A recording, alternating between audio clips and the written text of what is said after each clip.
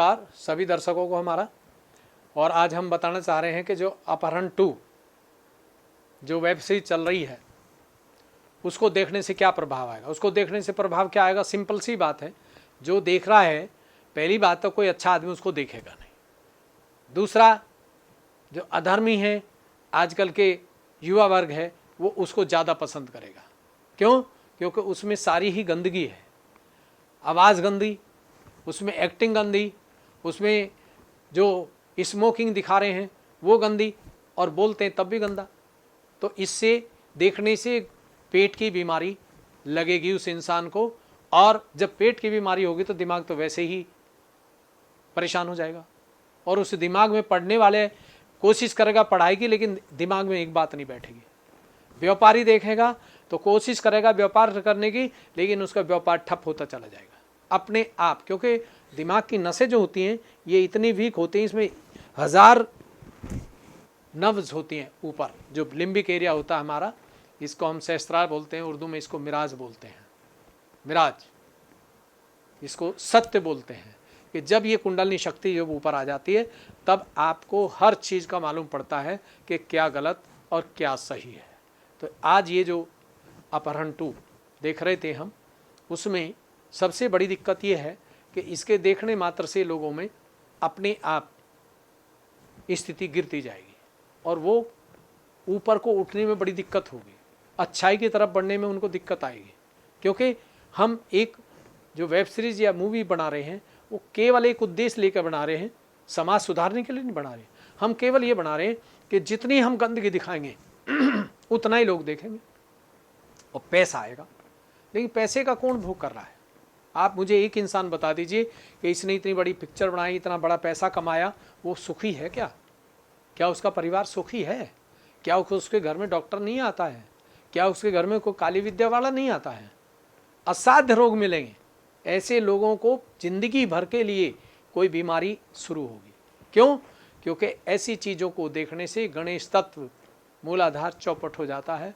और जिस इंसान का मूलाधार चौपट हो गया, कमज़ोर पड़ गया, समझिए उसका जीवन खराब, उसकी गृहस्थी खराब, उसके यहाँ बच्चे जन्म लेंगे वो खराब, और पूरे जीवन में वो ये नहीं सोच पाएगा कि मुझे ये परेशानी इतनी हो क्यों रही है। पैसा भी है, गाड़ी भी है, बंगला भी है, फिर भी मुझे शकुन क्यों नहीं, रात को नींद क्यों नहीं आ रही है। इस बात को कोई नहीं समझता। तो अब ये जो अपहरण 2 की चीज़ दिखाई है, अपहरण है क्या? अपहरण तो कुछ भी नहीं है। अपहरण करके क्या हम सीरियल दिखा रहे हैं, उससे फ़ायदा क्या है? अरे कोई अच्छी भी चीज़ दिखाओ कि देखो जी ये अपहरण करता था और अब बहुत अच्छा हो गया है, ये काम ही नहीं करता, आत्म साक्षात्कारी हो गया है, ये परमात्मा के उसमें रहता आचरण में। ब्रह्मचारिणी, आज आप सुना होगा नवरात्रे में चल रहे हैं, और इनमें आपने सुना कि ब्रह्मचारिणी एक देवी शक्ति है।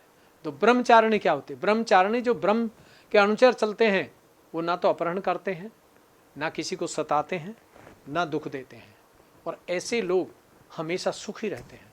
तो अच्छी चीज़ भी तो हम बता सकते हैं, कोई अच्छी चीज़ भी तो दिखा सकते हैं कि देवी की इतनी बड़ी शक्ति होती है।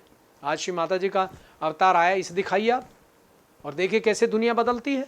केवल इनका कोई वीडियो दिखा दीजिए एक 15 मिनट का, किसी भी वेब सीरीज में लगा के इनकी आरती सुना दीजिए, आप देखिए कि ना उसको कुंडली जागरण हो जाए, और वो तुरंत ये कहेगा कि मैं तो जैसे ही सीरियल देखा, वेब सीरीज देखी है, तुरंत मेरे को तो फ़ायदा हो गया।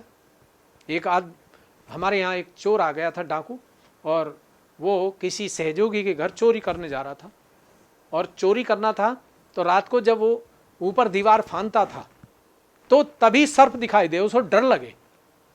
वो एक सहयोगी का घर था, उसमें श्री माता जी की फोटो लगी थी, वो आत्म साक्षात्कारी थे। तो कम से कम जो नीचे खड़े थे वो बार बार उसको चढ़ाएं कि भी जाओ तो मंदिर कूदो, लेकिन वो बार बार कहे कि नहीं, मुझे तो अंदर जाते हुए बड़ा डर लग रहा है।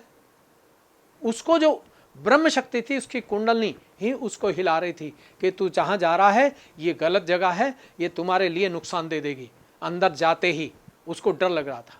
वो 3-4 दिन बाद फिर उसी घर में गया, क्योंकि जानता था वो, तो कहने लगा भाई आपके घर में कोई अजनबी चीज़ है, ये कौन है जो फोटो सामने लगा रखा? उन्होंने कहा श्री माता जी निर्मला देवी का फोटो। कहने लगे कि यार ये कोई क्या है, ये क्या शक्ति है, क्या है? उन्होंने कहा कि साक्षात ये इस युग की अवतार है। और हमारे घर की सुरक्षा इनके हाथ में रहती है। कोई भी हमारी चार दीवारी की तरफ आने की सोचेगा तो उसको परेशानी बढ़ जाएगी, अगर वो गलत सोच के आया है। अच्छी सोच के आया तो नहीं बढ़ेगी। तो उन्होंने कहा कि भाई आज मैं भी जानना चाहता हूँ, मुझे भी बताओ। तो उन्होंने वहीं बैठा कर उसको आत्म साक्षात्कार दिया, और देते ही जैसे हाथों पे ठंड आया सर पे, तो कहने लगा कि मैं आज दिल की बात बता दूं, आपको बुरा ना लगे तो, कि बताओ कि मैं आपके यहाँ चोरी करने आया था अब से 1 हफ्ते पहले, लेकिन मेरी पे दीवार नहीं फांदी गई। जब भी मैं 5-6 बार चढ़ा और मैं घर की तरफ उतरना चाहता था, तभी मुझको ऐसे लगता था कि तू पकड़ा गया, तो पकड़ा गया, और अंदर से भय पैदा हो गया, जबकि मुझे ऐसा कभी होता नहीं था। तो तब उसके बाद उसने सहयोग शुरू कर दिया, और उसने वो चोरी का काम जो करता था वो बंद कर दिया, और एक बहुत अच्छा संत के रूप में बदल गया। तो अगर ऐसी ही वेब सीरीज बनाई जाए तो मुझे लगता है कि हमारे देश में क्राइम खत्म हो जाएगा, ये अपहरण खत्म हो जाएंगे, ये जितना माँ बहनों के साथ बलात्कार हो रहा है ये सब बंद हो जाएगा। और मैं ये चीज़ गारंटी से लिख के देता हूँ, एक गुरु के रूप में आप बात कर रहा हूँ मैं आज आपसे, कि जो गुरु होता है वो कभी गलत नहीं करेगा, ना गलत बोलेगा, वो अच्छाई की तरफ बढ़ाएगा पब्लिक को और बुराई से बचाएगा।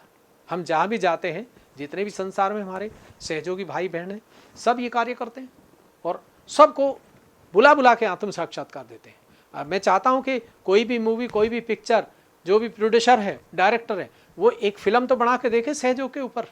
अगर उसकी फिल्म के बनने से और उसको देखने से अगर 50% क्या 80% बीमारी खत्म हो जाएंगे, और 80% कलेश खत्म हो जाएंगे, बलात्कार खत्म हो जाएंगे, और जितने ये तलाक लग रहे हैं ये एकदम ठीक हो जाएंगे। और कभी कोई भी हो और हम ये कार्य उसके साथ फ्री करेंगे।